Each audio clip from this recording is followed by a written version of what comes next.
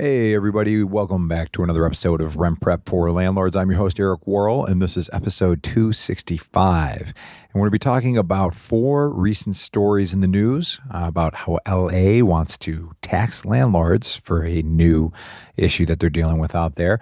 We also have a story coming in from the New York Times about landlords opposing Trump's plan to evict undocumented immigrants. And we have a story coming in from Fortune, which I actually shared in the newsletter this week, about how artificial intelligence is helping one landlord gobble up an incredible amount of property in the United States. And then we also have an interesting tidbit, a statistic from Market Watch about mom and pop landlords that you might find interesting as well. We're going to get back to all of that right after this. 1, 2, 3, 4. Welcome to the Rent Prep for Landlords podcast. And now your hosts, Stephen White and Eric Worrell. Well, first of all, I apologize for my voice, a little bit hoarse. I went on a bachelor party this weekend, and I think I'm hoarse, though, from allergies. So I'm Cape Cod. It was a good time. It was nice to unplug. A bunch of crazy guys, but it was a good trip. I've never been out to Cape Cod. It's gorgeous if you've never been. Went to this cool little beach bar called the Beachcomber, which was neat, overlooking these sandy dunes over the ocean. It's pretty cool. Didn't realize that seals get right up on the shore there, pretty close, and that's why they got the great whites sweeping in, so not a lot of people in the water, but that's enough about my random weekend. Just wanted to share it because I feel like, when you get out, you want to share it, You know what I'm talking about. All right, well, let's get to it. So, first article that we mentioned, this one comes from thedailynews.com, an opinion piece by John Phillips. And it's talking about how Los Angeles wants to tax landlords for vacant units. So if you've been listening to the podcast for a bit, you know that we've actually already talked about this before in Vancouver, where they are doing this because they're having a problem with people buying up these, a lot of times, luxury homes and apartments. And they didn't like the fact that they were sitting vacant. So they instituted this rule that you were going to get taxed for having a vacant property if you're a landlord. So what did they end up doing? They ended up renting out these mansions to kids, 18-year-olds, 19-year-olds in college, and they're trashing the places. Maybe I'm just assuming that, but so LA is looking to do the same thing. But for them, they're saying the reason being is that they estimate in LA that there is 100,000 vacant units, but about 60,000 homeless people. So if you give every homeless person a vacant place to live, and voila, no homeless. But the problem in the so-called solution is that they're kind of penalizing the owners of these vacant units, and it's I'm not sure exactly how you work that, because that's a pretty loose stat, right? You say there's 100,000 vacant units. Well, what do they look like? Are they high rent vacant units that somebody's waiting for the right tenant? Are they low rent? Just to say, we're going to move those 60,000 into that 100,000 units and have 40,000 units left over. It seems like it's one of those things where it's just kind of, there's probably more digging to do in that scenario. It's definitely a good pursuit, right? They're trying to solve homelessness, but I think by just taxing landlords and then saying that they're doing it for homeless, is that really the situation? Who knows? But if you want to check that out, that'll be in the show notes. Maybe that's applicable to you. It's a pretty saucy article, definitely an opinion piece, so you can check that out. So the next article comes from NewYorkTimes.com, and the title says, Landlords Oppose Trump Plan to Evict Undocumented Immigrants. This is by Lola Fadulu and Zolan Kano-Youngs, and this was from June 17th. So what they're saying is that landlords and local officials across the country say a White House proposal to eject undocumented immigrants from subsidized housing would displace some of their most reliable tenants and add major financial strain to an already cash-strapped system. So it says that this plan would essentially evict as many as 108,000 people receiving benefits. And in essence, immigration enforcement to the responsibility, or it's saying in essence that it would be adding immigration enforcement to the responsibility of the landlord, who's already dealing with a lot of things, as you know, being a landlord. So the interesting piece about this was, and I've heard this echoed before in the Facebook group, it said in the bottom here, there's a quote, it said the housing authority would bear the brunt of the expense of having to completely evict and go through the court action of having to evict these families. And then it also said that they would be on the hook to pay for that. The part that I found really interesting from this story was the fact that these landlords are saying that these are really good tenants for the most part, because a lot of them don't want to have an issue for unpaid rent. They don't want to be evicted. They don't want to have a sheriff involved. They don't want to see the police. So a lot of these private landlords are saying that these are really great tenants that unfortunately 108,000 of them would be evicted.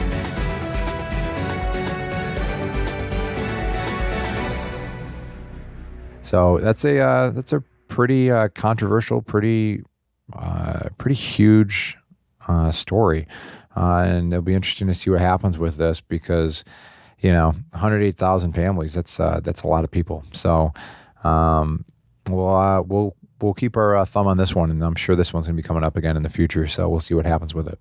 Moving to our next story here. This one's from Fortune.com. I actually included it in last week's that just went out on Tuesday's newsletter. And what the title of this one is, it says, "Meet the AI landlord that's building a single-family home empire." This is written by Sean Tully on June 21st from Fortune.com. And if you're not familiar, AI, artificial intelligence, using computer systems to, whether it's data mining or data modeling and figuring out, what's the best scenario or algorithms, all that stuff that all of us, know a little bit about, but not enough to sound educated about.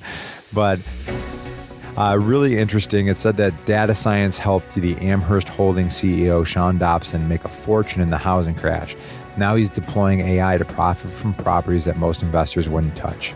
So basically, Main Street Renewal is an arm of Amherst Holdings, a real estate investing firm with $20 billion under management. It owns or manages some 16,000 single-family homes scattered across the Midwest and Sunbelt.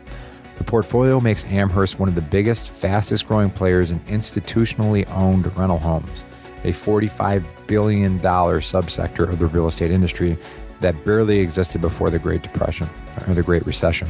So Sean Dobson, the Amherst CEO, he's a imposing Texan data savant who dropped out of college to get into mortgage trading.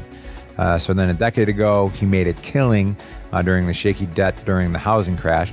And today he's adding 1,000 homes a month to his real estate empire.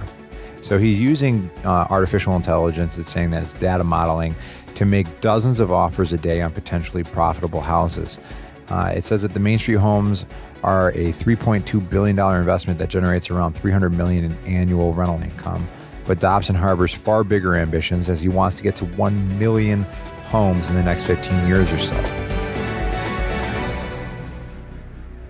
I mean, that's pretty nuts. You figure there's 330 million people in the United States, and this guy wants to own 1 million homes.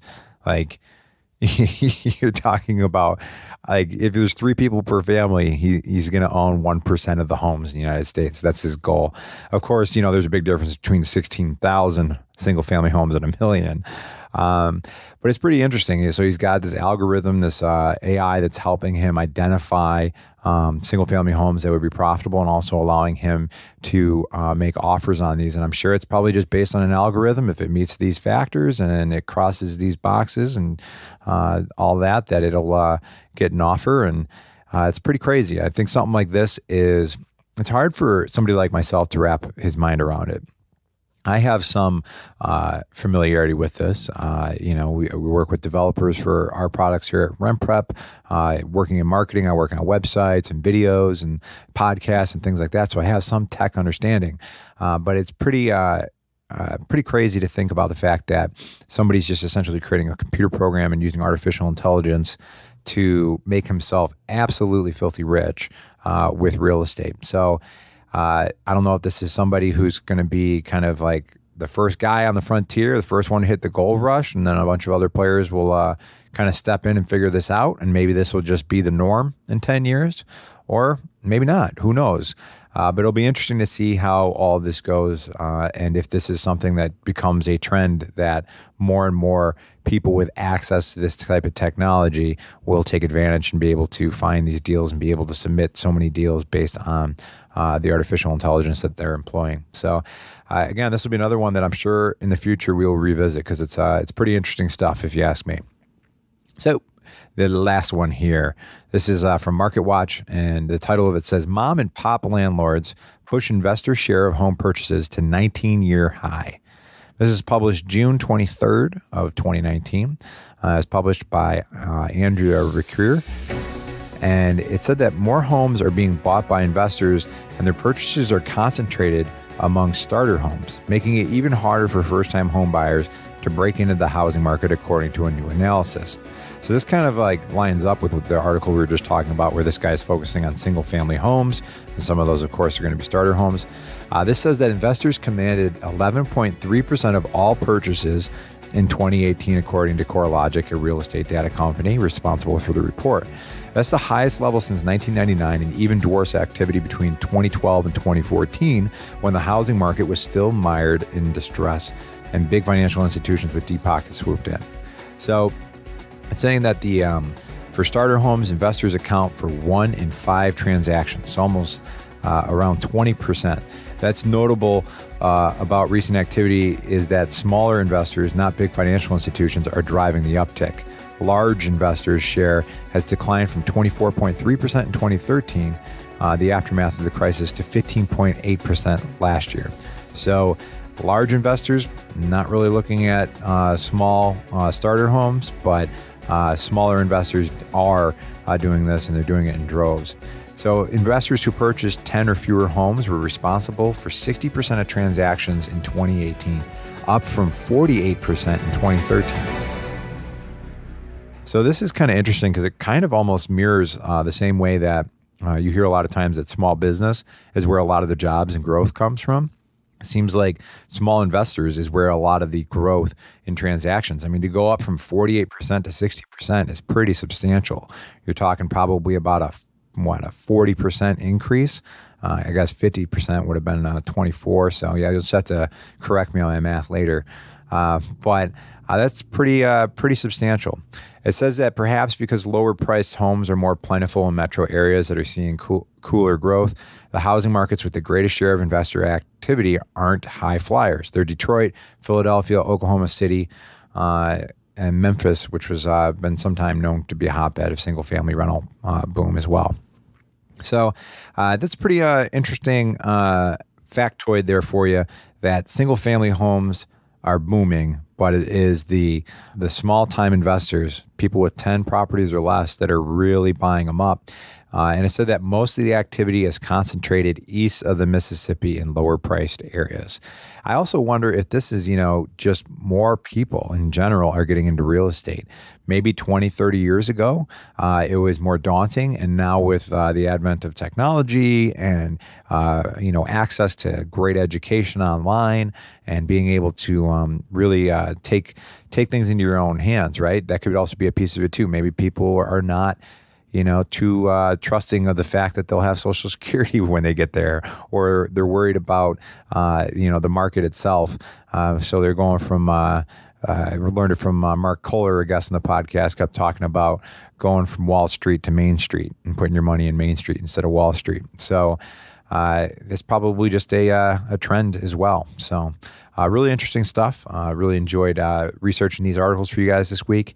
And again, feel free to give us a review on the podcast if you're a longtime listener. I love reading those, so I would really appreciate that as well. And if you guys haven't joined the Rent Prep for Landlords Facebook group, there's a lot of great conversation going on there all the time, all this kind of stuff. So go and check that out.